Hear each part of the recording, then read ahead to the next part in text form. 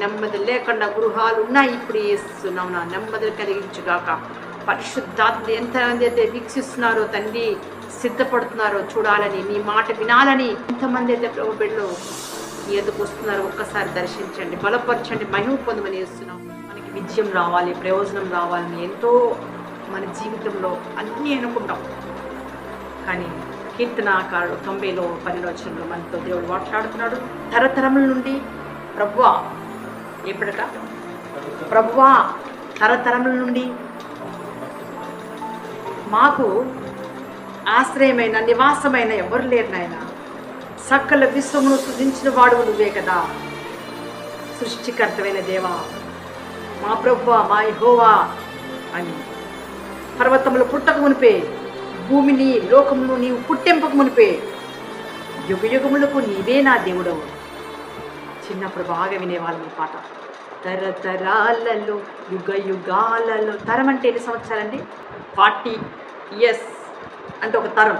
యుగం అంటే 60 సంవత్సరాలు. తరతరాలలో యుగ యుగాలలో జగాలలో నా తండ్రి దేవుడే. చిన్నప్పుడు బాగా విన్నాము కథలలో, పాటల్లో బాగా నచ్చిన పాటలు. అయినా పర్వతములను పుట్టింపక మునుపు, భూమిని లోకమును పుట్టింపక మునిపే, యుగ యుగములకు నీవే మారిని నిత్యమున్న దేవా అని అన్నవా? అంటావా? అనగలుగుతారా? ఎందుకంటే నీవు ఆశ్రయించినట్లయితే అంటావు.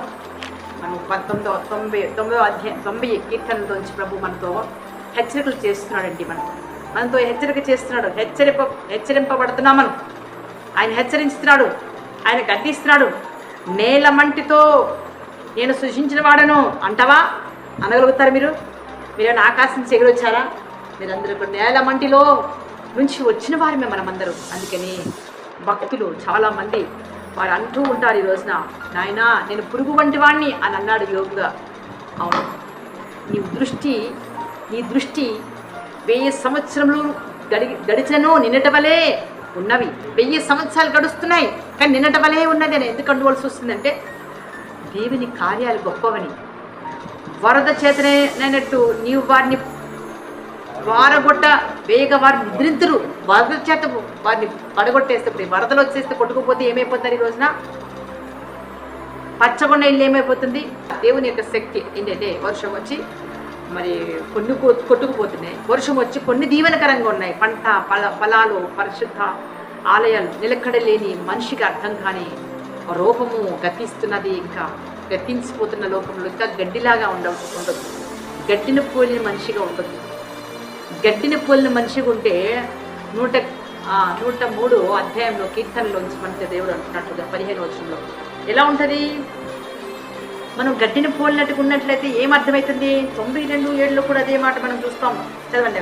92:7 కూడా కీర్తనలు, నిత్య నాశనం ఉందటే కదా, నిత్యము నాశనం ఉందటకే కదా భక్తిహీనులు గడ్డ వెళ్ళి చిగురుస్తున్నారు. బాగా చిగిచేస్తారు, చెడు పనులు చేసేస్తారు. వాళ్ళందరూ బాగా పుష్పిస్తారు. అంత గొప్పతనం కాదు వారి జీవితాలు. బాగా పుష్పిస్తారు, బాగుంటారు బాగా. కానీ ఆ నివాసాలు చూస్తానంటే జాగ్రత్తలని ఎంత చెప్పినా మన జాగ్రత్తలు వ్యర్థమండి. ప్రభు జాగ్రత్త. పశుప్రాయాలు గ్రహించలేని అంటున్నారు. పశువు గొంతు గ్రహించలే. పశువులకి అని చెప్తే అర్థమైందండి, పశువు జంతువు అది. మనం ఆలోచించాలి. దేవా నీ కార్యములు ఎంత గొప్పవి అని ఆలోచించాలి. నీ ఆలోచన ఎంత గంభీరమైనవి అని ఆలోచించాలి. ఎందుకనగా దేవుని కార్యాలను బట్టి సంతోషిస్తున్నారు చాలామంది. నువ్వు ఆయన చేతి పనులను చూసి సంతోషించగలుగుతున్నావా? ఉత్సాహిస్తున్నావా? చూడండి, కొంతమంది అర్థం కాకపోతే వారు అంటారు కదా, దేవుడు నిత్య నాశనమంతకే కదా భక్తిహీనులు గడ్డి వలే ఉన్నారంటే వారు గడ్డి వలే పెరిగిపోతున్నారు అంటాడు. అందుకని మనం రోజున దేవుని బిడ్డలంగా ఉండి ఎలా ఉండాలో మనం నేర్చుకుంటాం పాఠం. ఏంటంటే 12వ వచనం, 92:12 వచనం ఏమిటది? నీతిమంతులు ఎట్లున్నారట? నీతిమంతులారా రండి, మీరు ఖర్జూరు మొక్కవలే అభివృద్ధిలోకి. ఈత చెట్లు చూడండి ఎంత మంచిగా చెట్లు వస్తుంటే, ఆ ఖర్జూరు పంట ఎంత బాగుంటుందో ఆ చెట్లు. ఈ మధ్యకాలంలో ఖర్జూరు మొక్కలు ఎంత పెంచుతారో తెలియదు, బాగా పంటలు దిగుతున్నాయి. అప్పుడైతే ఖర్జూరు పండు దొరికేది కాదు. మహత్యకార్యములండి, గొప్ప కార్యాలు, ప్రభు యొక్క మహత్యకార్యాలు. దేవుని సంపూర్ణతలోకి అందరూ వచ్చారు. ఎందుకంటే ఎక్కువ పంట పడితే ఎక్కువ డబ్బు వస్తాయి, ఎక్కువ ఆహారం దొరుకుతుంది, ఎక్కువ డబ్బులు వస్తాయి, ఎక్కువ మరి పంట వస్తే వాళ్ళకి విజయం వస్తుంది. అలాగే పంట ఎక్కువ పండిస్తున్నారు, అంటే ఆత్మలో ఎక్కువ ఎదుగుదల వచ్చేసింది. దిగులు లేదు ఈ రోజున, దిగజారిపోవట్లే ఈ రోజున. ఈ నెలలో పంట లేదనడానికి లేదు, ప్రతి నెల దీవించబడుతున్నది. దేవునికి స్తోత్రం, హల్లెలూయా. అందుకని ముసలతనం నందుకుని వారు మరి ప్రసిద్ధి చెందుతున్నారు నుండి. తల్లిదండ్రులు ముసలయ్య పక్కన కూర్చుంటే ఆ మనవడు మస్తీ చెట్లు పండ్లు ఇస్తున్నాడు. అంటే ఆ మనవడికి ఎంత జ్ఞానం వచ్చిందంటే ఆ ముసలి అక్కడ కూర్చొని చూస్తున్నారు. ఈ రోజున మొన్న ఊరికి వెళ్ళా, ఆ ఊర్లో అత్తగారిని నిలబెట్టి పని చేస్తుంది. మరి అత్తగారి ఇంకా ఎంగగా ఆ ముసలమ్మ అనడానికి నేను సరిపోను, అంత బాగున్నారు. కానీ అత్తగారిని కూర్చోబెట్టి ఆమె పనులన్నీ చేసుకుంటుంది. ఏది పని చేయదు, మా అత్త అట్లనే కూర్చుంటుందని సంతోషిస్తుంది. మా అత్త అట్లా మాకు ఉండమే బాగుందని. చూడండి ఎంత మంచి మాట. నేను ఆ పక్కనే ఒక బాబు వచ్చాడు, బ్యాంకులో పనిచేస్తాడు. నేను మ్యారేజ్ విషయంలో మాట్లాడుతున్నా, నీకు మ్యారేజ్ తప్పక దేవుడు అన్ని అద్భుతాలు చేస్తాడన్నమాట. ఆ చికెన్ కొట్టే ఆయన అంటాడు కదా, నాకు కూడా మ్యారేజ్ కాలేదమ్మా, మీరు చెప్తే నాకు బాగా అనిపిస్తుందమ్మా అన్నాడు. ఎందుకంటే మంచి మాట, ఒక ఊతనిచ్చే మాట, తరతరాలు యుగయుగాలు మంచి మాట మనం వినడానికి నిలబడ్డాం చూసారా. అందుకని మారని దేవుని మాటలు మనం వినాలి. చెడ్డవారికి నాశనం అన్నది, దుర్మార్గుల భవిష్యత్తులో తెలుసుకోలేకపోతున్నారు. సకల విశ్వము కలిగించిన వాడు, సకల విశ్వమును మరి ఆయనకి దగ్గరకు అవుతుంది. ఈరోజు గ్రహించలేని వారుగా ఆధారం లేకుండా ఉన్నామా, బుద్ధిహీనతగా ఉన్నామా, గ్రహించలేకుండా ఉన్నామా, దేవుని తలంపులు తెలుసుకోకుండా ఉన్నామా, దేవుని క్రియలు గ్రహించకుండా బ్రతుకుతున్నామా, అపనమ్మకం మనలో వస్తుందా, దేవుని కార్యాలు గ్రహించలేకపోతున్నామా, ఆయన చేతి పనులు ఏమేమి చేసే మనం తెలుసుకోలేకపోతున్నామా. చూడండి, ఇక్కడ ముసలితనంలో కూడా చిగురు పట్టెదురు ఉంది, సారముగా వారు ఉంటూ పచ్చగా నుందురు అని ఉంది. అంటే ఏంటి, వాడిపోని జీవితం కోసం ప్రభు మనతో మాట్లాడుతాడు. దేవుని దృష్టికి 1000 సంవత్సరాలు గతించినను నిన్నటి వలే ఉన్నది. అంటే ఏంటి, ఇక్కడ ఎంత చేసినా ఇంకా చేయాలనిపిస్తుంది సేవ, ఎంత పరుగు పెట్టినా ఇంకా పరుగు పెట్టాలంటది. అంటే ఎంత శక్తి చూడు, దేవుని శక్తి, దేవుని సన్నిధి ఎలా ఉన్నామో చూడండి. గట్టిన పోలిన మనిషి ఈ రోజున బాగున్నాడు అంటే, దేవునిలో బాగుపడుతున్నాడంటే, చిగురిస్తున్నాడు అంటే, ఆరోగ్యం ఉన్నాడు అంటే మనం గడ్డిని పోలిన వాళ్ళమే. కానీ ఈ రోజున అలాంటి గడ్డిని పోలిన మనము ఇంకా దేవుని సన్నిధిలో చిగురించుకుపోతున్నాము. దేవునికి స్తోత్రం, హల్లెలూయా. నిలకడలేని మనిషిగా ఉండొద్దు. ఒక మనిషి పోతుందంటే ఈ బతుకేంది, నిలకడలేని బతుకంత నాలోనూ ఉంది, ఇతరులకు ఏదో చెప్తానని చూస్తాను, నాలో నీతి లేదు ఇతరులకు చెప్పేద్దామని చూస్తానంటే ఎట్లా? మొదట నీవు నీతి పొందుకో, నీతి మంత్రిగా ఉండు, ఖర్జూరపు చెట్ల వల్ల చిగురించు, ఇతరులకు నీతి చెప్పు. నువ్వే నిలకడలేని మాటలు, నిలకడలేని బ్రతుకు. దేవుని కోపం తెచ్చి మనం బ్రతకలేమండి. అక్రమం చేసిన వారు, అతిక్రమం చేసిన వారు నిలబడతారా? నిలవలేరు, దేవుని ముందు నిలవలేరు. హృదయ రహస్యం ఎరిగిన వాడు దేవుడే. జాగ్రత్త, నా హృదయం నాదే, సొంతంగా ఆలోచించేస్తున్నాను. పడుకుంటే ఇంతకుముందు ఎంత పాపం ఆలోచిస్తుంటారో జనాలు. కానీ అది అంటాడు చూడండి, 12వ వచనం, మాకు జ్ఞాన హృదయమును కలుగు చేయనట్లు మా దినం లెక్కించకు, మాకు నేర్పుము ప్రభువా. ఏంటట, నేను ఎలా బ్రతుకుతున్నాను, ఎన్ని దినాలు మంచి చేశాను, ఎన్ని దినాలు నేను పాపం చేశాను, ఎన్ని దినాలు నేను అక్రమంగా ఆలోచించాను, అక్రమం చేస్తున్నాను, ఎంతమంది నేను మోసం చేస్తున్నాను. ఇలా మనుషులు, మంటిగా ఉన్న మనిషి మాటలు, మరి మార్పు చెందే మనిషి మాటలు వినాలా వద్దా? తిరిగి రండి అని పిలుస్తున్నాడు దేవుడు, సెలవిస్తున్నాడు.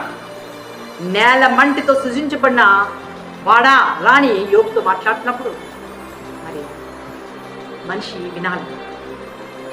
1000 సంవత్సరాలు గతించను, అది నిన్నటి వలే ఉన్నది. అంటే దేవుని సన్నిధిలో ఎంత బాగా నడిస్తే అంత ఆశీర్వాదం అండి. క్షీణదశ ఎందుకు వస్తుందంటే నీ కోపం వల్లే నీ క్షీణదశ. క్షీణదశ దేనికంటే నీ ఆలోచనలో తప్పువైతే క్షీణదశ, నీలో పాప మరకలు ఉంటే క్షీణదశ. నీ దశ మారాలి. దేవుని ఉగ్రత నీ ఇంటి మీదకి రాకూడదు, నీ మీదకి కూడా రావద్దు. నీ గర్భఫలం పండాలి, నీ భూ పంట పండాలంటే ముందుగా మంటితో నిర్మింపబడిన నీవు ఎలా ఉండాలి? మనం మంటి రూపమే అండి. ఒక్క కళ్ళు ఇలా మూస్తే 3 దినాలు కుళ్ళిపోయి అలాగా మళ్ళీ మట్టి శరీరం మట్టిలో కలిసిపోతుంది. అలాంటి ఇంత మంచి అందమైన ఈ స్వరూపాన్ని సాధారణ చేతిలో పెట్టడానికి కాదు మనల్ని పుట్టించింది.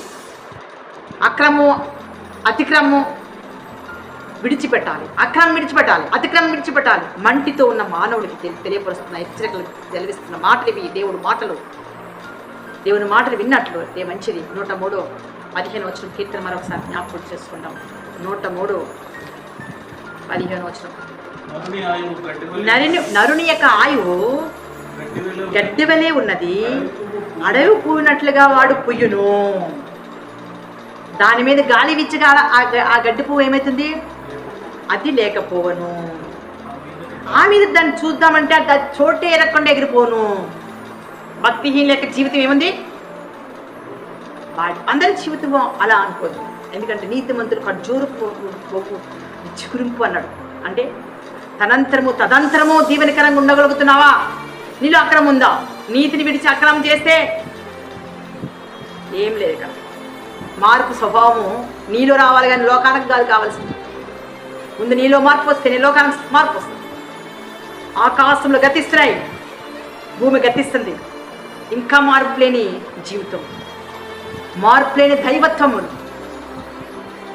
అందుకే భవిష్యత్తులో క్షేమకరమైన భవిష్యత్తు చూడాలి. నీతిమంతులకు ఏముంది?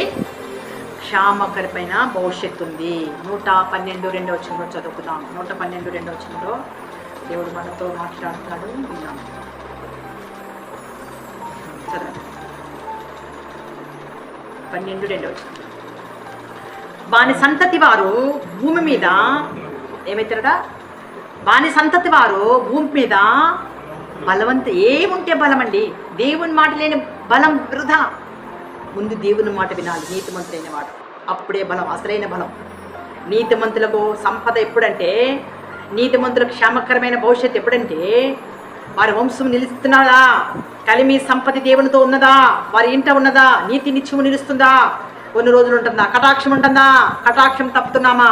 దేవుని కటాక్షం ఇంటి మీద ఉందా అని అన్నప్పుడు నోవాహుకు వచ్చిందండి కటాక్షం. ఎలా చెప్పనా?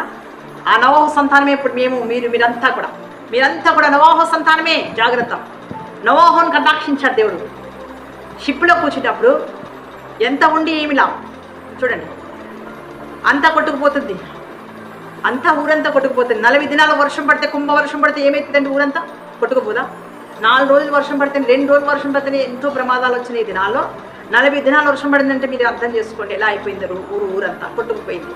ఒక్క ఫ్యామిలీ నోవాహు వాడ, ఆ వాడ మీద ఉన్న మనమే, మన తల్లిదండ్రులే ఈ రోజు భూమి మీద విస్తరించారు. కాకి నీళ్ళు తగ్గిపోయింది ఏదో పంపించాక అన్ని జంతువులు ఎక్కిచ్చేసుకున్నాడు కదా ఓడలోకి. ఒక కాకిని పంపించాడు బయటకి. ఆ శవాల మీద పడి తింటుంది అది. కాకిలాగా బ్యాక్ బ్యాక్ బ్యాక్ అని చూడండి. 2 ఒక మంచి ఒక చెడు స్వభావాలు. పౌరం స్వభావం వేరు, కాకి స్వభావం వేరు. కాకి ఏంటి? శవములాగా శవాల మీద పడి తింటారు. చనిపోయే మీద ఏం చేస్తే డబ్బులు అనుభవించుకుందాం, డబ్బులు పొందుకుందాం, చంపేద్దాం, వారిని నాశనం చేద్దాం, వారిని ఏదైనా చేసేద్దాం, డబ్బు పొందేసుకుందామని కాకిలాగా పడే లోకంలో ఉన్నామా? జాగ్రత్త. పౌరానికి కాకి ఎంత వ్యత్యాసమో చూడండి. నోవాహు గారు వాడ నుంచి 2 బిడ్డలను పంపించాడు. 2 బిడ్డలు మీకు చెప్తా, 2 బిడ్డలు కదా. ఒక కాకిని పంపించాడు, ఒక పౌరాన్ని పంపించాడు. ఈ 2 చూడు. కాకి ఏం చేసింది? శవాల మీద పో, ఎక్కడన్నా చూసినా అని ఎవరు వెళ్తారో చెప్పండి? బయట ప్రపంచం ఎక్కడన్నా ఆరిపోయింది చూసినామంటే కాకిని పంపిస్తే కాకి వెళ్ళిపోయి శవాల మీద పడిపోయి తింటూ రాలేకపోయింది. ఇక పౌరాన్ని కూడా పంపించాడు నోవాహు గారు. నోవాహు గారు పంపించిన ఆ పౌరము ఒక ఆకుని తీసుకొచ్చింది. అప్పుడు అర్థమైంది ఈయనేమో వెళ్ళిపోయింది, అది తింటుంది కాకి శవాలని. కాకిలా ఉంటావా అంటే కాకిలా ఉంటావా అంటే పౌరంలో మళ్ళీ వస్తావా? కాకిలా ఉంటావా, పౌరంలో వస్తావా? చూడండి. లోకం విడిచి రానంటావా విశ్వాసీ అంటే లోకం విడిచి రానంటావా? లోకం విడిచి వస్తావా? లోకం విడిచి రానంటావా? లోకాన్ని విడిచి రాదండి కాకి. లోకమే కావాలి దాన్ని. లోకంలో ఉన్న ఆశలే కావాలి, లోకం మురికంతా కావాలి, లోకం తిన్నంతా కావాలి. కాకిలాగా బెక్క ఆచుకుంటాం. పౌరం అట్లా కాదు. దాన్ని కాలు పెట్టడానికి ఎక్కడ కూడా ఉన్నా కానీ సమాచారం తీసుకొచ్చింది. ఎట్లా? ఆకు తీసుకొచ్చి అయ్యగారికి ఇచ్చింది, నోవాహు గారికి. అప్పుడు అర్థమైంది ఓకే, నెమ్మదిగా ఆరిపోతుంది నేల అర్థమైపోయింది. అలా ఈ రోజున నేల మంటితో నిర్మించబడ్డ మనకి ఎంత జ్ఞానం వస్తుంది అంటే ఎవరి నుంచి వస్తుంది?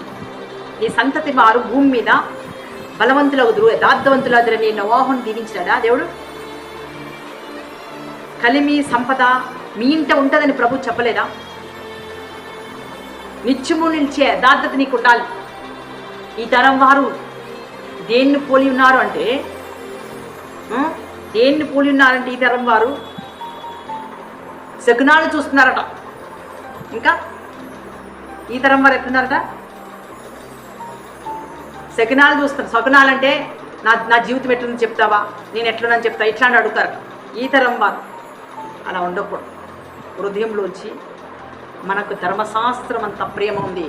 అందుకే ప్రేమ అమర్యాదగా మాట్లాడు, ప్రేమ ఉప్పొంగదు, ప్రేమ ఇతరుల గురించి నొప్పించదు. ఇతరుల కష్టంలో ఉన్నారంటే వారిని చూసి బాధపడుతుంది తప్ప ఇతరులు బాధపడుతున్నారంటే ఎంజాయ్ చేయదండి. ప్రేమ నీ వృద్ధి కటాక్షం ఎలా ఉంది? ధర్మశాస్త్రం అంతా నీలో ఉన్నప్పుడు, ధర్మ విధులన్నీ తండ్రి నీకు నేర్పిస్తున్నప్పుడు నీకు సంపద, నీ సంతతికి ఒక సంపద, కలిమి సంపద వాని ఇంట ఉండును. చూడండి, వాని నీతి నిత్యము నిలుచును. యథార్థవంతులు చీకట్లో వెలుగు పుడుతుంది. యథార్థంగా ఉంటే నీకు చీకట్లో కూడా వెలుగు వస్తుంది. జాగ్రత్త, కటాక్షం రావాలని చూస్తావు. వాత్సల్యత దేవుడు ఇస్తాడు. మానవుని హృదయము కటాక్షంతో నింపబడాలి. అప్పుడు ఆదర్శమైన వాడిగా ఉంటాడు, ఆదర్శం ఇస్తుంటాడు. ఇతన్ని చూసి ఆదర్శమైన వాడిగా కనబడాలి. అది అసలైన ఆదర్శం. నిన్ను చూస్తే ఒకరు నెత్తిపోతులు వేస్తున్నారు, రాయిలు వేస్తున్నారంటే నీ మాటను బట్టే నీకు నెత్తిపోట్లు వస్తుంటాయి, బాధలు వస్తుంటాయి. అందుకని అర్థం చేసుకోవాలి. నాకు ఇంత బాధ వస్తుంది ఎందుకంటే నువ్వు అడుగు. తండ్రికి పాదాల చెంత గోజాడు, బొర్రపెట్టు, ఉత్తరం ఇస్తాడు దేవుడు. గ్రహింపలేని గొప్ప సంగతులు నీకు ఇవ్వబోతున్నాడు. గ్రహింపలేవు అంత గొప్ప సంగతులు నీకు ఇస్తాడు. దయాళ్ళే అప్పించేవారు గలరు, భాగ్యవంతులు ఏమిన వారు కలరు. భాగ్యవంతులు అంటే కాదు అక్కడ, దేవుని మాట వింటేనే భాగ్యవంతులు.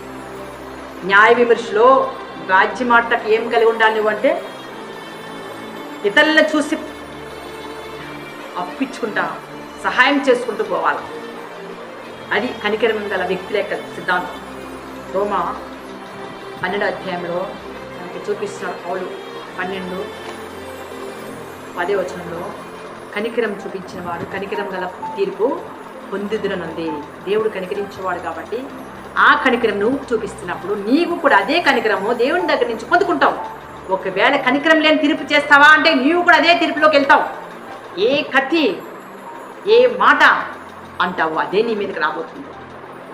జాగ్రత్త. దేవుడు కనికరింపబడ్డవాడు, కనికరించాలని చూస్తున్నాడు. 12వ అధ్యాయంలో ప్రేమ విషయంలో ఏ విధంగా ఉండాలట? ఒకరి యందు ఒకరు అనురాగం గలవారై, ఒకరి ఘనత విషయంలో ఒకరికన్నా ఒకరు ఘనతగా ఎంచుకోండి. నీవు నాకన్నా గొప్పవాడవని ఎంచుకోండి. నేనే గొప్పవాడిని గర్వము విర్రవీగుతనం ఉన్నది అంటే నీకు పై విచారణకర్త చేస్తున్నాడు నిన్ను. జాగ్రత్త. పై విచారణ చేసేవాడు జాగ్రత్తతో ఉన్నాడు. ఆయన కరుణించేవాడు, సంతోషముతోనూ పని జరిగించేటట్లుగా నేను ఉంచాడు. నేర్పరితనం నీ గొప్పతనంతో వచ్చేది ఇక్కడ. ఆ కార్యాలు జరిగించాలంటే ముందుగా మనసులో నెమ్మది పొందాలి.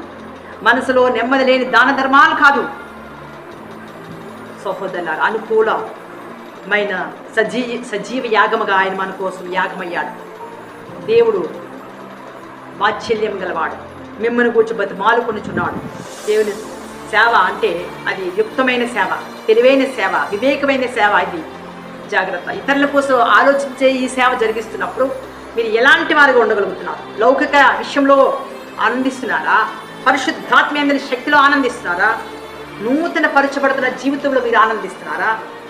చూడండి, ఎవరికి తను తాను ఎంచుకున్నారంటే ముందుగా ఎలా ఉండాలి ఇక్కడ? ఒకరికంటే ఒకరు, నాకంటే నువ్వు గొప్పదానమని అనాలి. నేనే గ్రేట్ పర్సన్ అంటే సహోదరి ప్రేమ నిలవదు. ఒకరు యందు ఒకరు అనురాగం గలవారే, ఘనత విషయంలో ఒకరు కన్నా ఒకరు గొప్పవారుగా ఎంచుకోవాలి. నేనే గొప్పవాడిని అని అనుకున్నప్పుడు ఇది సహోదరత్వం కాదు, రాక్షసత్వం. రాక్షసులు అట్లనే ఉంటారు. ఏమంటారు? రాక్షసత్వం అంటారు. చూడండి, సహోదర అత్వం లేని తత్వము వేషధారణ తత్వం అంటారు. వేషధారణతో కూడా భక్తి అంటారు.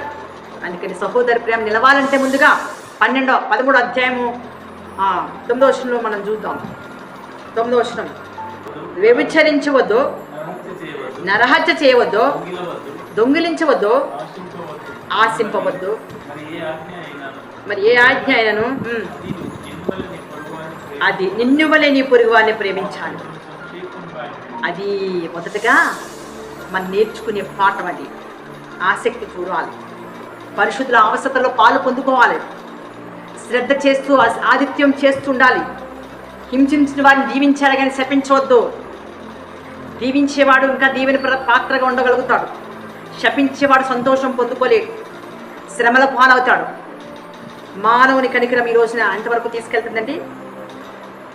అందుకే 15:1 చూద్దాం. కాగా బలవంతులమైన మనలను మనమే సంతోషపరచుకొనక జాగ్రత్త. ఈ పరిచర్య అనేకుల కోసం ఉన్నది, జాగ్రత్త. ఇది చూసి ఏదో ఇదికేం పని లేదని ఇట్లా అనేకండి. చూడండి, ఇతరులకు పంచుకోండి, ఆ బలవంతులు కండి. ప్రభు బలవంతులుగా జీవించండి. ఎందుకంటే ఇది బలము అమ్మగారు చెప్పేస్తున్నాను అనుకోవద్దు. ప్రభు బలవంతులు, మనం కాదు. ఆయన బలవంతులమైన బిడ్డగా ఉండాలంటే ముందుగా మేలు చేయడంలో విసుక చేయండి, మేలు చేయడంలో సహాయం చేయడంలో విసుక చేయండి, విసుకకుండా చేయండి, సనగకుండా చేయండి. దానం విషయంలో, ధర్మం విషయంలో కూడా సనగుడు ఉంటుంది. అందుకనే దౌర్భాగ్యులను భరించటకు ఈ పరిచర్య ఉంది. దౌర్భాగ్యులు అంటే ఏంటి? దిక్కులేని వారికి పరిచర్య ఉంది. జాగ్రత్త, తప్పిపోకండి. మానవుని కనికరము ఎంతవరకు వెళ్ళాలి? కనికరింపబడిన వాడు కనికరం గల తీర్పు పొందుతాడు. దయగలవాడు స్వార్థం లేకుండా జీవిస్తాడు. అది బాధ్యత. బలహీనుల బాధ్యత ఏంటి? ఈ రోజున తను తాను తగ్గించుకుంటూ, తను తాను అన్నీ వదులుకుని సేవ జరిగిస్తున్నాం. గుర్తించుకోండి, సేవ జరగాలంటే మా శక్తి సరిపోదు, మా బలం సాల్దు. మీరు మాతో ఉన్నప్పుడే ఈ సేవ జరుగుతుంది. గుర్తించుకోండి, ఇది ఆగిపోయే పరిచర్య కాదు. సేవకుల అందరి ప్రాణము దేవుని దగ్గరికి వెళ్ళే వరకు ఈ పరిచర్య జరుగుతుంది. మీరు దేవునికి ఇచ్చట్లో వెనకపోకండి. ఆదరించే సంఘంలో ఉన్నారు, ఆ క్షేమం మీ ఇంటికి వస్తుంది. బలహీనంగా ఉండకండి, బాధ్యతతో ఉండండి. ఎందుకంటే క్రీస్తు మాదిరిగా మనల్ని పెట్టాడు. ఏం పెట్టాడండి? పాపికి బదులుగా ఆయన మరణించాడు. ఒక పరిశుద్ధుడు చనిపోయిందంటే మన బ్రతుకులో ఒక మంచి జరుగుతుందని అర్థం. ఆ పరిశుద్ధుడు మన కోసం ప్రాణం పెట్టాడంటే మనకు బదులుగా ఆయన ప్రాణం పెట్టాడని అర్థం. హతసాక్షులు కూడా ఎంతోమంది ఈరోజున హతసాక్షులు అయ్యి ఉన్నారు ఈరోజు. అయినా కానీ ఆయన హతసాక్షిగా ఉన్నవారు కూడా ప్రాణం పెట్టారు అంటే దేవుని ఓర్పు ఎంత గొప్పతో చూడండి. మీరు ఏకభావం గలవారే ఉండండి, ఆదరిస్తూ ఉండండి, నిరీక్షణ కలిగి ఉండండి. మీరు ఏకభావం గలవారే ఉండండి. ఓర్పు విషయంలో, ఆదరణ విషయంలో దేవునికి దగ్గర కండి. ఓర్పు లేకపోతే కూడా నీతిమంతులుగా ఉండలేము. ఒక క్రీస్తు ఈ లోకంలో ప్రభు బిడ్డలుగా మాదిరిని పెట్టాడు. ఇక్కడ అందరినీ కూడా ఒక మాదిరి ఆదరిస్తున్నాడు. ఈ రోజున ఆయన పోలి నడుచుకోమన్నాడు మనల్ని. ఎవరు పోలి? క్రీస్తును పోలి మనల్ని నడుచుకోమన్నాడు. మనం ఎవరు పోలి నడుచుకుంటున్నాం? వారి పోలి నడుచుకుంటున్నాం, వీరి పోలి నడుచుకుంటున్నాం, వీళ్ళ ఉందాం, వీళ్ళ చెడిపోయిన లోకం. జాగ్రత్త, చెడిపోయిన ఆలోచనలతో వాళ్ళ పోలి నడవకు. నీవు దేవుని పోలిక నడువు, అప్పుడు నీకు జీవితం ఉంటుంది. నమ్మకము ఆత్మీయ స్థితిలో ఎదుగుతుంది తప్ప దిగజారిపోదు. ఎవరినో పోలే, ఎవరిలోగా నడుద్దామని అనుకుంటే నచ్చదు. దేవుని బిడ్డగా దేవునికి నచ్చదు అసలు. మొదటగా అలక్ష్యం చేయకు. దేవుని బిడ్డగా ఆయన వాక్యమును బట్టి జీవించు, మాదిరిగా జీవించు. పాపికి బదులుగా మారిన ప్రభువే మీకోసం ఉన్నాడు. పాపికి బదులుగా క్రీస్తు బలయ్యాడు.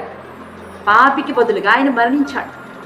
అసలు మనకు మరణం రావాలి, కానీ ఈ రోజున ఆ మరణము నుంచి క్రీస్తు జీవంలోకి వెళ్ళాము మనం. ఈ రోజున బాప్టిజం ద్వారా ఇంకా మరణిస్తూనే ఉంటామంటే కాదు. ఒక్కసారి మరణించేవాడు ఇంకా మరణిస్తామని అనుకోడు. ఒకేసారి మరణం ఉంటుంది. 2 సార్లు మరణం ఉండదు క్రీస్తు బిడ్డలకు. 2 సార్లు మరణిద్దాం అనుకున్నవాడు వాడు నరకం వెళ్తాడు. ఒకేసారి జన్మిస్తే 2 సార్లు చావాలి. ఆరిపోని అగ్నిలో యుగ యుగాలు కాలాలి. క్రీస్తులో పుట్టినోడు రెండోసారి పుట్టాలి. మళ్ళా అంటే ఏంటి? క్రీస్తు నందు జన్మం, అది జీవం, అదే మరణం లేని జీవం.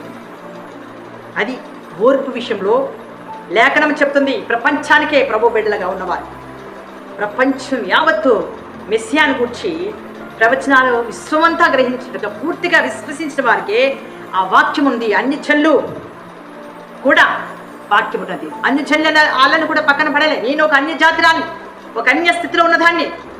ఉదయం లేస్తే వాకిల్లో ముగ్గులేయాలి, వాకిల్లో కల్లాపు చల్లాలి, అలాంటి ఉద్దేశంతో ఉన్నదాన్ని ఈరోజు క్రీస్తు మాదిరిగా బిడ్డగా జీవిస్తున్నాను ఈరోజు. ఎందుకంటే ప్రభు నాకు మాదిరి ఇచ్చాడు. నేను ఇంకా ముగ్గులు వేసుకోవటం కాదు, అనేకులకు అందంగా అలంకరిస్తాను. ఒక మనిషి రాత్రి భార్య భర్తని చూస్తున్నప్పుడు వాళ్ళు ఎట్లా కొట్లాడుతున్నారంటే భయంకరంగా కొట్లాడుతున్నారు. అసలు వెళ్ళింది వాళ్ళు ఎక్కడికంటే ఒక 7 దారికి వెళ్ళారు, కార్యం అయిపోయింది, వచ్చేస్తున్నారు. ఇక వాళ్ళ అన్నోళ్ళకి అన్నం పెట్టరా, అన్నం పెడతా మీ అన్నల్ని నీకు అన్నం పెట్టరా అని భార్యను ఒకటే తిట్టేస్తారు. తప్పు తిట్టకు, ఆమెను తిట్టకు. నువ్వు తీసుకెళ్ళి హోటల్లోనో లేదా ఇంటికి తీసుకెళ్ళి మంచిగా వండించి పెట్టుకో, నీ భార్యకి పెట్టుకో, నువ్వు తిను, ఎందుకట్లా అంటున్నావు? అమానుష్యంగా తిట్టేస్తాడు అక్కడ, అమానుష్యంగా. లక్ష్యం లేని మాటలు, లక్ష్యం లేని మాటలు, అర్థం లేని మాటలు, బాధాకరమైన మాటలు, నొప్పించే మాటలు. ఆమెకి ఎన్ని భరిస్తుందో. అబ్బా నీ భార్యకి రక్తమే లేదే, నిన్ను చూస్తేనే ఇంకా నువ్వు చాలా కోపిష్లా కనబడతాను, నీకు అని బీపీ ఉందా, బక్కలాగా ఉన్నావు కదంటే తిన్నాను. తప్పు, నీ భార్యను అట్లా అనుకో. చూసారా, ఎందుకే నాకు ఆ పక్క వాళ్ళతో మాట్లాడుతుంది నాకేమొస్తుంది అనుకుంటావా? వాళ్ళతో మాట్లాడితే నాకేమవుతుంది అనుకుంటారా? వద్దొద్దు. బలహీనలను, బాధ్యత ఉన్నవారు బలహీనలను బలపరుస్తారు. అది బాధ్యత, దేవుని బిడ్డ యొక్క బాధ్యత. సాధారణ బిడ్డలాగా నోరు మూసుకుని కూర్చోవాలి. నేను నోరు మూసుకు కూర్చోవాలి. నా బాధ్యత ఏంటి? ఇద్దరు బలహీనలే, ఇద్దరిని గద్దించి పడేసిన, ఇద్దరిని కూడా తిట్టి పడేసిన. ఏమా అన్నం అడుక్కు నువ్వు తినొచ్చు కదా అమ్మ అన్నయ్య ఇంట్లో, అమ్మ నాన్న ఇంట్లో. ఏమవుతుంది? ఆకలేస్తుందని పెట్టరా నీకు, నీ భర్త కూడా పెట్టరా అంటే ఈమెకు స్వతంత్రం లేదు. పాప అమాయకురాలు, చాలా అమాయకురాలు, చాలా ఇన్నోసెంట్. వీళ్ళు ఏం అడగలేదు, ఏం పొందుకోలేదు, అంత ఇన్నోసెంట్ ఉంది. కానీ జ్ఞానవంతురాలు పొందుకుంటారండి. నాకు ఆకలేస్తుందండి, ఆ పక్కకి వెళ్తే కూడా అన్నం పెడతారు, అంతేనే కదా. హోటల్లోకి వెళ్తే కొంచెం అన్నం కూడా దొరుకుతుంది, ఆకలేస్తుంది అన్నం లేదంటే కూడా పెడతారు. అంత కఠినాత్మలు ఎక్కడ ఉండరు. ఇక భర్త అయితే ఒక టికెట్ తీసరికి ఇన్ని కట్ట తీశాడు, మళ్ళీ ఆ కట్ట తీసి లెక్క పెడుతున్నాడు. మరి అందులోంచి ఒక 50 రూపాయలు వంట అది కొనేసి పెట్టచ్చు కదా. కక్ష, వాళ్ళ అమ్మనాలంటే ఎంత కక్ష ఆయనకి అంటున్నావు. నా అమ్మనాలంటే ఎంత కక్ష అండి, పాపిష్టి ఆలోచన. అమ్మనాళ్ళంటే ఒకలాగా, వీరి అమ్మనాన్నంటే ఒకలాగానా? అట్లా వద్దు. పాపం జీవితం అది, దయగలం కాలేదు. స్వార్థం లేని జీవితం జీవించండి. జీవించే జీవితము బాధ్యతతో ప్రభు బిడ్డలుగా అన్ని విషయంలో బలహీనలు బలపరచండి, కానీ బలహీనలు కాకండి. దేవుడు మీకు తోడే ఉండే కాక. ఆమేన్. తను తాను తగ్గించుకుని చెప్పబడే దేవుని బిడ్డగా ఉండండి. తగ్గించుకోండి, ఏం కాదు. నువ్వు మంచివాడు వినానా, నీకు మూళ్ళంతా అన్నం పెడతావు అందరికీ. నువ్వు మంచి మనసు ఉంది, వాళ్ళకి ఏదేమి లే, వదిలే, నువ్వేమనకని ఆయన గతించు. అందరు నవ్వుతున్నారు. నా కింద ఏం బాధ్యత అంటే గద్దిస్తా, ఎవరైనా ఊపోను. ప్రభు బిడ్డలుగా నేనేం చేస్తానంటే నాకున్నది గద్దింపే అలవాటు. తప్పు చేసిన వాడిని గద్దిస్తా, తప్పు చేసిన వాడిని గద్దిస్తా, పాపమును గద్దిస్తా, కృతజ్ఞత లేని జీవితంతో ఉన్న వాడిని గద్దిస్తా. భార్య మరి 4 పిల్లలు కన్నది, పెళ్ళిళ్ళు చేసింది, అంత చేసిన ఆమెకి ఆహారం కూడా పెట్టలేదు, అంత కట్టం దానికి. చూడండి ఇలా ఉన్నారు ఈ రోజున. ఆత్మ సంబంధమైన జీవం ఈ రోజున ధైర్యాన్ని ఇస్తారు. శరీర సంబంధమైన కోపము, ఆవేశము నశింపచేస్తారు. జాగ్రత్త. మంచి పాలన జరుగుతుంది, క్రీస్తు పాలన. బీదలను అప్పుడు నా దగ్గర ఏదో ఉన్నాయి, ఆమెకు చేతులు ఇచ్చా, ఆ కట్ట చూడలే ముందు అవన్నీ ఇచ్చా. ఆమె తినడానికి మనసు సంకోచిస్తుంది, ఎందుకంటే నాకు ఇవ్వడం ఎక్కువ ఇష్టం. వాళ్ళకి లేని వాళ్ళకైనా ఉన్న వాళ్ళకైనా ఇస్తా, అది నా బలం. నాకున్నైనా అప్పుడు నా బ్యాగులు అన్నీ తీసి ఆమెకి ఇచ్చా తిన్నది. చూడండి, యేసుక్రీస్తు లోకమునకు ఎందుకు వచ్చాడంటే ఆయన పరిశుద్ధాత్మ ద్వారా ప్రారంభం చేశాడు. ఏ పనైనా మంచి పని చేస్తాడు, ప్రారంభిస్తాడు. మీరందరూ ప్రారంభించండి మంచి పనులు చేయడానికి, ఎవ్వరు కూడా ఆక్కండి. నీతిమంతు లేక జీవితము ఏముంది లేక కృతజ్ఞతతో ఉంటుంది, సమృద్ధి ఉంటుంది, బాధ్యత ఉంటుంది. లెక్క అప్పచెప్పవలసిన బాధ్యత ప్రభు బిడ్డలుగా ఉన్నది మీకు. మీరు పట్టించుకోకపోతే నష్టపోతే ఎవరికి? దుష్టుడు కాదు, వాడికి చంపడమే ఇష్టం, వాడికి చెడు చేయడమే ఇష్టం. దుష్టుని శక్తులు మనకు లేవు, ప్రభు శక్తి మీకు ఉన్నప్పుడు ఎలా ఉంటారంటే 1 పేతురు 4 ప్రకారంగా 5వ వచనం ప్రకారంగా ఉంటారు. చదవండి అక్కడ మీరు మెల్లగా. 1 పేతురు 4, 5వ వచనంలో లెక్క చెప్పవలసిన బాధ్యత ఎవరికి? దేవునికి లెక్క చెప్పాలి. ఏం నాకేమొస్తుందిలే మాట్లాడితే, ఆయన నోరు మోసుకొని కూర్చుంటే మనం దేవునికి లెక్క చెప్పాలి అని అన్నాడు దేవుడు. నాకు మీరు ఎన్ని తప్పులు చేస్తారని నాకు దగ్గర లెక్కల మాస్టర్ నేను లెక్క పడుతున్నా అన్నాడు. చదవండి. ఈరోజు లెక్కల మాస్టర్ అడుగుతున్నప్పుడు 1 పేతురు ఆయనకి లెక్క చెప్పవలసిన బాధ్యత మనది. ఈ రోజున మనకెందుకులే అని మనం ఉండలేదు. 1 Pétరు 4:5 లెక్క చెప్పవలెను. ఎవరికి లెక్క చెప్పవలెను? తీర్పు తీర్చి దేవునికి లెక్క చెప్పాలి. అది ఎవరు ఉత్తరవాదులై ఉన్నారు? ఒకవేళ ఆమె ఎప్పుడైనా చనిపోవచ్చు. ఒకవేళ ఆమెతో నేను మాట్లాడకపోయినా అనుకోండి, అప్పుడు నన్ను అడుగుతాడు దేవుడు, నా కుమార్తె అక్కడ నువ్వు దేవుని బిడ్డమని విర్రవీగిపోయి అలా వాళ్ళు కొట్లాడుకుంటూ నువ్వు నమ్మగా ఉండి మాట్లాడకుండా ఉంటే అది నీకు నచ్చింది, కానీ నాకు నచ్చలే నువ్వు అన్నాడు. తీర్పు తీర్చి దేవుడు ఏమన్నాడు? లెక్క చెప్పాలి నేను మళ్ళా. ఒకవేళ ఆమెతో ఉత్తరవాదన అవుతాను, మళ్ళా ఆమె ప్రాణానికి నేను ఉత్తరవాదిని కాను. అందుకని ఎవరి ప్రాణం గురించి నేను ఉత్తరవాది కాదని చెప్పి ఇక్కడ మీతో మాట్లాడుతున్నాను. ఉత్తరవాది కాకుండా ఉండాలంటే ముందుగా లెక్కల మాస్టర్కి లోబడండు. ఎన్ని పాపాలు చేస్తున్నావో. మా పాప ఏం చేస్తుందంటే మా మనవరాలకి లెక్కల మాస్టర్ అన్నాడమ్మా, మనం ఏమేమి తప్పులు చేస్తారో అన్ని లెక్కలు పడతాడమ్మా అని మా మనవరాలకి మా కూతురు చెప్తుంది. అలాగా అమ్మమ్మ అని వాళ్ళ మమ్మీని అడుగుతున్నాను. అవును, ఈ ప్రపంచానికి ఒక్కరున్నారు, లెక్కల మాస్టర్. తెలుసా మీకు? లెక్కల మాస్టర్ లెక్కలేనని మాటలు మాట్లాడుతున్నావేమో, జాగ్రత్త. లెక్కల మాస్టరు ఆయన ప్రత్యక్షమైనప్పుడు నీ తప్పు హిస్టరీ అన్నీ తీస్తాడు, నీ పాప హిస్టరీ అంతా తీస్తాడు, నీ మాటలు ఎన్ని మాటలు మాట్లాడు హిస్టరీ అంతా పట్టుకొస్తాడు. ఇక్కడ న్యాయాధిపతి కాదు నీకు లెక్కలు చెప్పేది, న్యాయం తీర్చేది అసలు న్యాయాధిపతి దేవుడే. జాగ్రత్త సహోదరుడా. తీర్పు తీర్చు నీవేలా నిరాకరిస్తున్నావు, మందదుస్తున్నావు, మతి పోగొట్టుకుంటున్నావు. న్యాయపీఠం ఎదుట నిలిచి ఉన్న దేవుడు ఉన్నాడు, తీర్పు తీర్చువాడు. నువ్వు అన్యాయ తీర్పు తీరిస్తే ఆ న్యాయాధిపతి అయిన దేవుడు ఉన్నాడు. ఈ మట్టి మీద విర్రవీగిపోతున్న జనాలు ఉన్నారు ఇక్కడ అందం చూసి. అందుకేనే కాగా బలవంతమైన మనల్ని మనమే సంతోషపరచుకోక, నాకు ఇంకా నా ఇంట్లో బాగా నాకేం లేకపోయినా బాగా సంతోషిస్తుంది, అన్నీ ఉన్న సంతోషిస్తుంది, ఏం లేకుండా సంతోషిస్తుంది. నీ అంత సంతోషంగా అందరూ ఉన్నారని దేవుడు మాట్లాడాక నేను మీ మధ్యలోకి వచ్చా. నేను అసలు ఇంట్లోంచి బయటకు వెళ్ళలేదని కాదు. మా తండ్రి చెప్పేవాడు ఇంట్లోంచి బయటకు వెళ్ళకూడదమ్మా ఆడవాళ్ళని చెప్పేవాడు. ఓకే, ఇలా ఉండాలి ఆడవాళ్ళనుకున్నా. చదవడం తెలుసు, ఇంట్లో ఉండడం తెలుసు, అంతే కానీ నేను బయటకు వెళ్ళి ఏది చెప్పేది అలవాట్లేదు. అసలు దేవుడు మాట్లాడితే కూడా నాకు తెలిసేది కాదు. అప్పుడు అర్థమైంది. ఆర్ఆర్క గారు చిన్నప్పుడు 7వ తరగతిలో చెప్తున్నప్పుడు వినేవాళ్ళు ఆయన వార్తలు, దేవుడు మాట వినేవాళ్ళు. కానీ ఏదోలే అందరిలాగా ప్రార్థన చేసుకోవడం, అన్ని పండుగలు చేయడం అన్నీ ఉండవు అనుకునేదాన్ని. కానీ అసలైన తీర్పువంతుడు, తీర్పు తీర్చేవాడు ఒకడు ఉన్నాడని దర్శనముల ద్వారా దేవుడు మాట్లాడుతూ వచ్చి ఉన్నాడు. ప్రతిరోజు ఆయన దర్శనమే. నాకు దర్శనం లేకుండా నిద్ర రాదండి. ప్రతి దినము ఆయన దర్శనం ఇస్తాడు నాకు. అలాంటి దేవుడు మనతో ఉన్నాడు. ఈ రోజున దయగలవాడు మన దేవుడు. ఇరుకును పడినా విశాలతలోకి పంపిస్తాడు, ఆరోగ్యం ఇస్తాడు.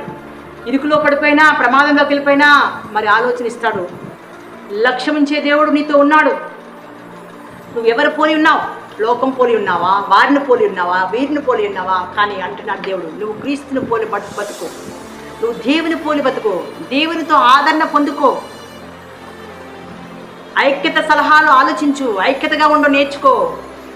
నీ ఇంట్లో ఐక్యత నేర్చుకో. మొదటగా నీ ఇంట్లో అందరి మధ్యలో ఐక్యత నేర్చుకో. నువ్వు ఐక్యత అంటే ఇష్టం ఉండదు, నీకు నీవే వేరైపోతావు, సాతాన సంబంధాలు వేరైతారు. జాగ్రత్త. ఈ ఐక్యత అనేది చాలా ఇంపార్టెంట్. ప్రభు సంఘము ఐక్యత, అందరూ కలిసి ప్రార్థిస్తే ఈ రోజున అమ్మా మీ చర్చ్ మేము వస్తున్నామమ్మా, మా కుటుంబం అంతా వచ్చేస్తున్నామమ్మా అన్నది చాలా సంతోషం అమ్మ, రండి అన్నాను. దేవునికి స్తోత్రం, హల్లెలూయా. ఇరుకును పడినా విశాలత అయిన దేవుని సన్నిధికి మీరు వస్తున్నారు. మానవుని కనికరం ఎంత గొప్పది చూడండి. తప్పించలేము, ఆయన ఉగ్రత తప్పించబడలేము. ఒక భావం కలిగి ఉండాలి, ఏకీభవించాలి. దేవునితో మనం ఆయన చిత్త ప్రకారంగా నడిస్తే ఒకరికొకరు ఎలా ఉంటాం? మనసును గాయపరచుకోం, కలిసి నడుస్తాం, ఒకరికొకరు నొప్పించం, గాయపరచం. అది అసలైన పిత్ర పారంప్య అరే ఆచార్యం. అంటే మన పితరులు ఇంతకుముందు ఏ పాపం చేయకుండా ఉన్నారండి. మన పితరులు ఎంత కల్మషం లేకుండా వారు బతికారో మీకు తెలుసా? కల్మషం లేకుండా ఉన్నారు పితరులు. మా తాతలు చాలా కల్మషం లేకుండా ఉన్నారు. ఒక తరం చూస్తే కోపాలతో ఉన్నది, ఇంకో తరం చూస్తే చాలా ప్రేమతో ఉన్నారు. అలాంటి తాతల మరి తదంతరం అట్లా నడుస్తూ వచ్చి ఈ స్థితికి దేవుని తెలుసుకునేటట్లుగా మా తరం చూడడం జరిగింది. ఏ తరంతో నువ్వు దేవుడిని చూడడానికి నువ్వు ఇష్టపడతావు? తరాలు మారిన, యుగాలు మారిన, మారని దేవుడే మన దేవుడే, నీ దేవుడే. అంటే నువ్వు మారిపోతావు, కానీ ఆయన మారని దేవుడు. అది కాబట్టి ఎలా ఉందా, మనం బలంగా ఉన్నామని మనకు మనమే బలవంతులుగా ఉండగా బలహీనలను అదే చేస్తున్నాం. ఇక్కడ సేవకులైన వారు చేసే పని ఏంటంటే బలహీనలను బలపరుస్తున్నాం, ఒక బాధ్యత ఉన్నాం. కానీ సాధారణ బిడ్డలైన వారు కొందరు ఉన్నారు. అది దేవుడే చూస్తాడు. న్యాయాధిపతి అయిన దేవుడే తీర్పు తీర్చడానికి ముందున్నాడు. బ్రతికిన బ్రతుకు మన పెద్దలు ఇవ్వలేదు, మన తండ్రులు ఇవ్వలేదు, మన తాతలు ఇవ్వలేదు, మన అమ్మని ఇవ్వలేదు. ప్రభు ఇచ్చాడు ఈ బాధ్యత, ఈ ప్రాణము. ఈ ప్రాణము నీవిచ్చిన కృపాదానమే. చూడండి, ఈ ప్రాణము నీవిచ్చిన కృపాదానమే, నన్నిలలో కాపాడే నాదుడ నీవే. మనం పొగరపెట్టి గర్వంతో ఉన్నాము అనుకోండి, మనం చాలా నలిగిపోతాం. నాకు మొన్నటి దినాన ఉట్టిగానే తలనొప్పి వచ్చింది. అయ్యో ప్రభు అని గంట సేపు అట్లా పడుకున్నా. ఎంత పగిలిపోయినట్టు అయిందంటే అంతలా అయిపోయింది. అబ్బా ఏంటి, నేను ఎవరికి తప్పు చేశాను, ఎవరికి చెప్పలేదు నీ మాట. ఎవరికే అంటే కొందరిని కూర్చొని మాట్లాడలేదండి, అదే నా నొప్పి. అదే అనుకున్నాం, నీకు ఇది నొప్పి ఎందుకంటే కొందరిని నువ్వు బలపరచలేదు, నా బిడ్డలను చూసి నువ్వు పట్టించుకోలేదు, అందుకే నీ నొప్పి వచ్చిందన్న దేవుడు. చూడండి, కృతజ్ఞతగా ఉండవలసిన నేను చెప్పకుండా ఏం మాట్లాడకుండా మౌనంగా ఉన్నా. అప్పుడు దేవుడు నాతో మాట్లాడింది, నువ్వెవ్వరికీ భయపడక్కర్లేదు, నేను నీ తోడు ఉన్నాను. దేవునికి స్తోత్రం, హల్లెలూయా. విశ్వాసముతో ఉన్న మనము సంశయాలు పెట్టుకోవద్దు, వాగ్వాదాలు పెట్టుకోవద్దు. ఓర్పు విషయంలో ప్రభు బిడ్డగా వాదం పెట్టుకోవద్దు. నీకన్నా నువ్వే గొప్పవాడు అని చెప్పాలి. నేను కాదు, నా దేవుడు గొప్పవాడు నా పట్ల, నేనైతే గొప్పవాడిని కాదు, నేను మంచి పని చేస్తాను. ఇది భిన్నాభిప్రాయాలు అంటది. అంటే బలహీనలను బలపరచడము ఒక బాధ్యతతో కూడిన పని. హల్లెలూయా. తినువాడు తినవాడిని తృణీకరించద్దు. జాగ్రత్త. మనం వాక్యం విన్నాం, ఇతరుల తృణీకరించదు. ఎందుకంటే నాకున్నది వాక్యం, వాళ్ళకి లేదు, అది అలా ఇష్టపడతాం. అలా ఇష్టపడదని ఇంకొకలాగా ఊహించే వారు ఉన్నారంటే వారికి నష్టం. ఎందుకంటే తీర్పు తీర్చకు ఇవ్వబడమంటాడు. దేవుడు పరామర్శిస్తాడు. దేవుని బిడ్డలను నిందలేస్తే అంతకంతకి నష్టమైపోతాం. జాగ్రత్త. వారు ఎందుకు మీ దగ్గరికి వచ్చారు, మిమ్మల్ని బలపరచడానికి అర్థం చేసుకోవాలి. కృప విషయంలో బలపరుస్తారు. దేవుని కృప విషయంలో అయ్యో దీనుల పట్ల దేవుడు దయ చూపించేవాడు కదా. అందుకని ఈ రోజున ఆచారం కాదు, సాంప్రదాయం కాదు, ముందు దేవుని ఆచారం ఏంటి? ఈరోజు దేవునితో ఉన్న ఆచారం ఏంటి? ఇక్కడ యూదా యొక్క మతాచారం ఏంటి? ఇక్కడ అటు ఆచారం పాటించవలసిన బాధ్యత ఏంటి మీకు అని మనల్ని ప్రభు అడుగుతున్నాడు. దినములను లక్ష్య పెట్టేవాడు ప్రభు కోసమే దినములను లక్ష్య పెట్టండి. తినువాడు దేవునికి కృతజ్ఞతలు చెల్లించండి. తినని వాడి విషయంలో ప్రభువే తీర్పు తీర్చును గాక. దేవుని కృతజ్ఞతాస్తులు చెల్లించడం మీ అలవాటు. ప్రభు మీకు తోడేంటి గాక. దేవుని కొరకు జీవించడానికి ఇష్టపడిన వారు నాతో ప్రార్థించండి. దేవునితో చక్కగా ఉన్న వాళ్ళు నాతో ఏకీభవించండి. ప్రభు మీ ఇంట్లో ఉంటాడు, మీ కుటుంబంలో ఉంటాడు, మీ అవసరతలో పాలు పొందుకుంటాడు. ఇది అందరికీ షేర్ చేయడం నేర్చుకోండి. ప్రార్థన చేస్తా, కళ్ళు మూసుకొని. పరిశుద్ధాత్మ నీకు వందనాలు తండ్రి. ఇంతవరకు విన్న మాటలకు వ్యర్థంగా వృధాగా అయిపోకుండా బిడ్డలను దీవించు, ఆశించు. నీ కృతజ్ఞత అర్పణతో నీతకు వచ్చిలాగన, కృతజ్ఞత చెల్లించలాగన, ఎల్లప్పుడూ నీకు దగ్గర ఉండాగన. నీ వారి జీవితాల్లో కృతజ్ఞతా స్థుతులు వారి జీవితాల్లో ప్రభు చెల్లిస్తుండగా కృప చూపించండి. వారి కుటుంబాన్ని దీవించండి, వీరి కుటుంబాన్ని దీవించండి, వీరి సంతానాన్ని వీరు ఇక్కడ ఏ ఇబ్బందులతో ఉన్నారు ఇప్పుడు ఈ సమయంలో వారికి విడుదల విడుదల విడుదల విడుదల సాతాను కాలిపోలేస్తున్నాం. నెమ్మది నివాసములు కలుగుగాక, నెమ్మది గల నివాసములుగా కలిగి ఉండుగాక, నెమ్మది గల నివాసములుగా వీరు ఉండుగాక, నెమ్మది గల నివాసమైన జీవితం వీరిలో ఉండుగాక. దేన్ని చూసి కూడా విర్రవేగిపోకుండా పరిశుద్ధాత్మ ఆలయం వైపు వీరి చేతులు వీరి హృదయము ఎత్తి ఉండగా వీరిని దీవించి ఆస్వాదించు. వీరి చేతులను ప్రభావ పరలోకంలోంచి ఆయన దర్శించండి, ముట్టండి, స్వస్థపరచండి, ఆరోగ్యమైన కుటుంబాలని, రక్త సంబంధులను, బలహీనలను, బాధలతో వారిని ఇప్పుడే స్వస్థత కలిగించుగాక. వీరి కొబ్బరిని పట్టుకుని నూనె సిలువ నుదుటి మీద వేసుకోగా వీరికి అద్భుతాలు జరిగిన చిక్కడ కాలిపోవాలి ఇస్తున్నాం. Thank you Jesus. అనే వీరి కొబ్బరి నూనె పట్టుకుని వీరి ప్రార్థనలో ఏకీభవిస్తుండగా వీరిని దీవించుని ఆయన ఆశ్రదించి. ఎవరైతే కొబ్బరి నూనెతో ఉన్నారో, ఎవరైతే మోకరిల్లి ప్రార్థిస్తున్నారో నాతో పాటు బిడ్డలను దీవించుని ఆయన ఆశ్రదించి వీరి కష్టానికి ఫలితం మీరు దయచేయండి. ప్రతి బిడ్డ యొక్క జీవితంలో అద్భుతాలు మీరు జరిగించండి ఇస్తున్నాం. Thank you Jesus. వృధాగా ఏదైనా మాట్లాడినట్లయితే దయతో మన్నించు. నీ పరిశుద్ధ సన్నిధిలో వారందరినీ వీరందరినీ దీవించమని అడుగుచున్నాను ఆయన. నీ ఎందుకు వచ్చిన వారిని వట్టి చేతులతో కాదు ఆయన నువ్వు పంపిస్తావు. నిండుగా వారిని దీవించమని అడుగుచున్నాను. ఆరోగ్యంగా నిలబెట్టండి, బలపరచండి, ఆరోగ్యవంతులుగా బలపరచండి. చీకటి కాలిపోలేస్తున్నాం వీరి గృహాల్లోంచి, వీరి జీవితంలో చీకటి శక్తులు లాయమైపోలేసి, దుష్ట పన్నాగములతో దురాత్మలను పిచాచ మాంతడి దుష్ట శక్తి కాలిపోలేస్తున్నాం.